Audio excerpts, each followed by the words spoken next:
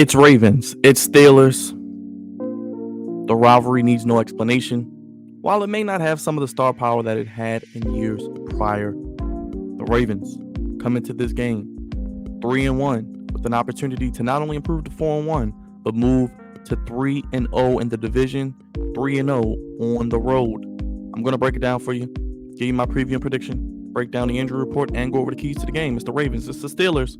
Big week for Ravens football. If you're on the Flex Zone podcast, hit the subscribe button, sound off below in the comments, and hit that like button.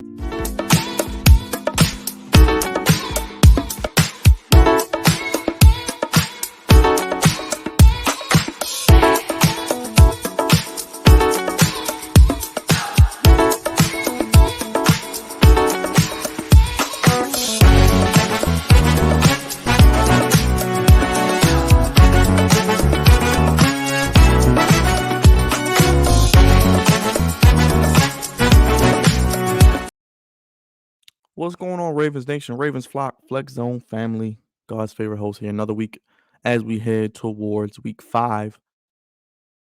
Already kicked off with Thursday Night Football, but we are in week 5 already. Crazy enough to think week 5, and we're in October. Here again on the Flex Zone podcast with another Ravens preview this week. It's Ravens Steelers week. Needs no explanation. Crazy enough, the Steelers have won 5 out of the last 6 in this series. And the crazy thing is, last year we win in Pittsburgh, but we lose at home, give up the game-winning drive to Kenny Pickett. Mike Tomlin, John Harbaugh, Mike Tomlin, 2 of the longest tenured coaches in the NFL, have played the second most times. They've met the second most time as far as teams. And it looks like that's going to continue, obviously, beyond this year. Both organizations love keeping stability at the head coach position. And while it doesn't have the Ray Lewis, the Big Bens, the Terrell Suggs, the Haloti Ngata's, the Hines Ward, the Troy Polamalu's, the Santonio Holmes, the Antonio Browns, the Heath Millers, the Jonathan Ogden. I mean, shall I continue? The Steve Smith Seniors, Derek Mason, Steve McNairs. Doesn't have maybe the star power, doesn't get the national recognition. It's still Ravens Steelers. It's still one of the best rivalries in all of sports, not only football. And it's always a black and blue, blue collar, buckle your chin strap type of game. Really defensively led, tight 3 to 4 point margin, and really a situation where the team that can really be the most physical, be the toughest, and make the least amount of mistakes usually is the victor. And it usually comes down to the last 2 or 3 minutes. But good news on the injury front for the Ravens. It looks like Marlon Humphrey will make his season debut this week. Marlon Humphrey, who was out with foot surgery, missed the first 4 games. They didn't put him on IR. We didn't hear anything until this week about him practicing. He practiced this week. He's a full go for this week. Odell Beckham looks like he's going to go this week. Ronnie Stanley looks like he's going to go this week. So we got some reinforcements coming. And there may be some others that I'm missing that are going to play tomorrow between now and when this video drops. But it's great to see because we're getting some of these injuries while some are season ending like JK. We're getting some of these injuries out of the way early. And it allows guys time to heal and come back at crucial parts of the season. Come back for a stretch run. Come back for what we hope is a deep playoff run for this team. If they're able to, let's say, get to 3-0 in a division on the road and are able to have 3 home divisional games left, they're going to win what? 2 out of those 3 at least. You go 5-1 in the division with Cincinnati struggles, Cleveland's uncertainty, and the Pittsburgh uncertainty as well. This team has got a good shot to win the AFC North and host a home playoff game, something we haven't had in a while. Always playing on the road. Look at last season. That game's here, we probably win. And you can go to other seasons prior. But this is a big test for the Ravens. The Steelers aren't playing their best football. They've been called out by their coach this week. They have really no stability offensively. Matt Canada was kind of like Giro was here last year. They want him gone. Kenny Pickett may play, but he has a bone bruise, so we may see Mitchell Trubisky, which Kenny Pickett, Mitchell Trubisky, really not much difference between the two at this point, and neither one strikes fear into my heart. But with that said, let's get to the keys to the game. Glad to see some reinforcements coming back. Glad to see the Ravens will have more of their pieces on both offense and defense. Now, the keys, I don't have a lot of keys. I think the keys are short, sweet, to the point. Keep it simple. Offensively, you got to be the most physical team. You get Ronnie Stanley back. If Morgan Moses doesn't play, you got Makari at right tackle. Linderbaum played good in his return last week. Be the more physical team. Dominate them at the point of attack. Dominate the line of scrimmage. Run the football. Be physical. Don't let them little boy you. Don't let them son you. Offensively also, no turnovers. Let's keep it simple, guys. Don't turn the ball over. With Pittsburgh's wins, they've won based off of the team turning the ball over, their defense getting takeaways, and then putting the offense in short yardage situations or the defense scoring points for them. So you don't want to turn the ball over. Third, I want to attack the middle of the field. We know Pittsburgh is weak with their linebacking core. They actually tried to trade for Roquan Smith last year, which I thought is pretty funny, but don't let those linebackers stop what we got going. Andrews. I could see a big game from Andrews. I could see a big game from Likely.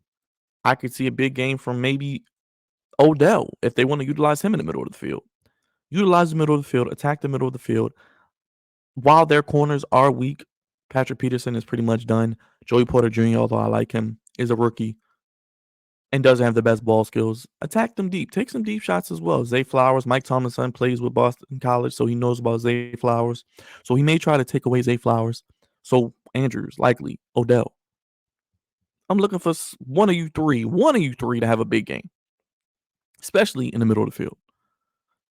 Now, let's get to the last key offensively. I got to mention this. Don't let Watt wreck the game. J.J. Watt has 12 career sacks against the Ravens. He's up there every year with the sack leaders. Already has 6 sacks through 4 games. Ronnie Stanley should be back, but he probably will line up over the right tackle a lot. Makari, who held up pretty well last week. Don't let Watt wreck the game. I think last week I said with Watt was Myles Garrett and Zadarius Smith, 2.5 sacks or less. Don't let them get 3-4 sacks. With Watt, if you can keep him under 2 sacks, keep him at a sack and a half max, I'll feel good about it. Defensive, let's get to the defense. Stop the run. Got to stop the run. We know they're going to try to run the football. They're going to try to be physical. They're going to give you the best shot they have as far as from a physicality standpoint. They want to get Najee the ball. They want to play tough defense. Stop the run. Don't let them go off. If we can keep them under 75, 70 yards, I like our chances. No big plays. George Pickens, Calvin Austin Jr. starting to play better. Freiermuth, Najee Harris in the pass game. Don't let them have any big plays. Don't let them take a slant for 30. Don't let them take a short hitch route to the house. Don't let them take a screen pass 40, 50 yards. Tackle well and don't give up big plays. And Marlon Humphrey being back will definitely help out with that. In this secondary, as maligned as they were coming into the season with the injuries and lack of depth, Brandon Stevens playing well, Marlon Humphrey coming back. You got those two at corner. Possibly could see the return of Marcus Williams imminently, if not as soon as this week. Kyle Hampton's playing at a Pro Bowl level. Geno Stone has been pretty damn solid. Secondary looks like it's going to be a strength. And lastly, on defense, keep them to 20 points or less. I don't really expect much from them from a defensive standpoint. I mean, from an offensive standpoint, I think defensively, our defense is playing really well. Shout out to Mike McDonald. He deserves his flowers. And I'd love to see him just continue to mold this defense, what he does well, not give up big plays, keep plays in front of them, be physical with Roquan and Pat Queen.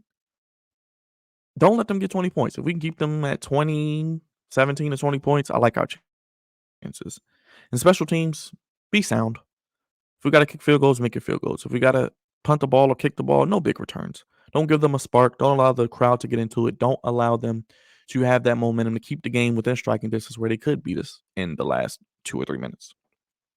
Be sound on special teams. I really think the Ravens are the better team. They have the best talent. They have I think, momentum. I think they're starting to find a groove offensively. Defensively, they're playing really well. I think this will be a game that's not really high scoring. I do think the Ravens will have the opportunities, but I do think I could see the Ravens 24, Steelers 16. I think the Steelers will get some points, but after you give up 3 points, it's only one way to go. You're only going to give up more. You're not going to shut a team out. You're not going to give up 3 points probably again. It's not likely. I think, and it's funny because I got the Orioles background up. Shout out to the O's. As you know, we will have post game coverage after each Orioles playoff game as well. So make sure you hit the bell. Stay tuned to the channel. But I don't see us giving up more than 20 points max. That's why I see 24-16. I think the Ravens find a couple of nice offensive drives, score some points, and allow the defense to play with the lead. Defense can hopefully get after whoever the quarterback is and really, really hold their own at Acrisure Stadium in Pittsburgh. I'm going Ravens 24-16. When we always bet against this team, when this team faces adversity, the Ravens, they stand up to the challenge. They did it last week. Didn't know Deshaun Watson wasn't going to play, so I definitely would have picked the Ravens. But they did it last week. They dominated the rookie quarterback, which they should have, and played well against a defense that was number one. So I think the Steelers, yes, they have a Watt, they have Highsmith. I think if they can contain that pass rush, don't let them wreck the game, and don't turn the ball over, I think the Ravens will be victorious, move to 4-1, get ready for the London game against Tennessee, and be able to go to 3-0 in the division. Divisional games are always tough. You throw their records out the window. You're always going to get the other team's best shot. These teams know each other well. You're not going to fool them too much. You're not going to do things they really haven't seen before from you. Tomlin and Harbaugh know each other well. Like I said, they've had the second most meetings. Let's do what we're supposed to do. The Steelers' defense is at the bottom half against the pass and against the run. So I think if the Ravens want to run the ball, they can run the ball. They want to use play action passes, take some shots down the field, they can do that. If they want to spread them out, Lamar wants to use his legs, or they want to throw the ball, they can do that as well. Just don't turn the ball over. Protect Lamar from Watt and Highsmith. Be efficient in the red zone, which the Ravens are number one in red zone efficiency so far this season. And make sure that you allow this defense, as I mentioned, to play with their ears pinned back. You're getting more help on the back end with Marlowe. And I think hopefully we can get a couple sacks from Van Noy. Maybe possibly from Clowney. He's been playing fantastic. Now to BK. Washington. Let's get Travis Jones, Michael Pierce. Let's let this front seven dominate their offensive line, which is a little shaky. But that's all I got. I don't have too much to say today. I think this is a game the Ravens should win. They should be able to beat the Steelers. They should be able to get in the division on the road with having 3 more games at home in the division. Get to 5-1 in the division. That would be fantastic. We know Cincinnati's they're up and down. The Browns are going to brown. And the Steelers are doing what they do. I mean, they play tough, but offensively challenged. They could fire their offensive coordinator after this game as they have a bye week. So we'll see. Going Ravens 24-16 over the Steelers. God's favorite host here.